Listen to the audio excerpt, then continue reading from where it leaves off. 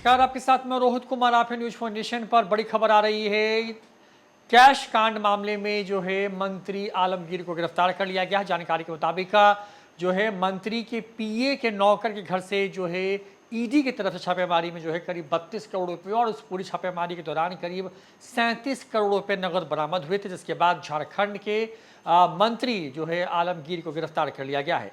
बड़ी बात यह है कि उसके पहले झारखंड के मुख्यमंत्री और इस्तीफा तुरंत देने के बाद जो है हेमंत सोरेन की गिरफ्तारी हुई थी। लगातार केंद्र की मोदी सरकार पर इस बात के आरोप लगाए जा रहे हैं कि जानबूझ करके सीबीआई, ईडी जैसी एजेंसियों का इस्तेमाल करके विरोधी जो खेमा है, जो विपक्ष है, उसकी आवाज़ को दबाया जा रहा है और उसके मुख्यमंत्रियों को गिरफ्तार किया जा रहा है। अरविंद केजरीवाल की गिरफ्तारी को भी इसी तरीके से कहा जा रहा है। बता दें कि झारखंड में ईडी लगातार सुबह से जो है आलमगीर से पूछताछ कर रही थी इस पूरे मामले पर और उसके बाद जो है ये पूरा मामला जो है वो सामने आया है। मंत्री आलमगीर आलम के पीए संजीव लाल के नौकर घर से कई महत्वपूर्ण दस्तावेजों के साथ करीब 32 करोड़ से अधिक की रकम बरामद हुई थी, जबकि इस पूरे मामले में हुई छापेमारी में ईडी ने 37 करोड़ से अधिक की रकम को बरामद किया था। मामले में ईडी के द्वारा गिरफ्तार किए गए विभाग के चीफ इंजीनियर वीरेंद्र राम ने ईडी को कई अहम जानकारियां दी थी, जिसमें वीरेंद्र राम के द्वारा बताया गया था कि कमीशन का करोड़ों रुपया उन्होंने संजीव लाल को दिया था। इस मामले की जांच के क्रम में ईडी ने संजीव लाल और उनके करीबियों के ठिकानों पर छापेमारी की, जिसमें ईडी ने करोड़ों रुपए बरामद किए। तो वहीं इस मामले में संजीव और जहांगीर को पहले ही गिरफ्तार किया जा चुका है। वहीं संजीव लाल और जहांगीर से पूछताछ में भी कई बातें सामने आई। जानकारी के मुताबिक ग्रामीण विकास विभाग में टेंडर कमीशन का खेल चलता रहा। वहीं इस खेल में इंजीनियर से लेकर के वरीय अफसर और नेतागण भी शामिल थे। ऐसे में ईडी संजीव और जहांगीर के बयान में आई बातों के बाद जो है आलमगीर आलम से पूछताछ कर रही थी और उसके बाद आलमगीर आलम जो कि मंत्री हैं वहां के, उनको गिरफ्तार कर लिया गया है। बता दें कि झारखंड में आलमगीर आलम जो है वो ग्रामीण विकास विभाग के मंत्री हैं, जिससे ईडी ने दोबारा से आज पूछताछ के लिए सुबह बुलाया था। ईडी के सवाल को जवाब देने के लिए वो ईडी दफ्तर भी पहुंचे थे। ईडी दफ्तर पहुंचे आलमगीर आलम ने कहा था कि ईडी ने आज फिर से उन्हें बुलाया है और आज फिर ईडी के सवालों का जवाब देने वो ईडी दफ्तर पहुंचे हैं।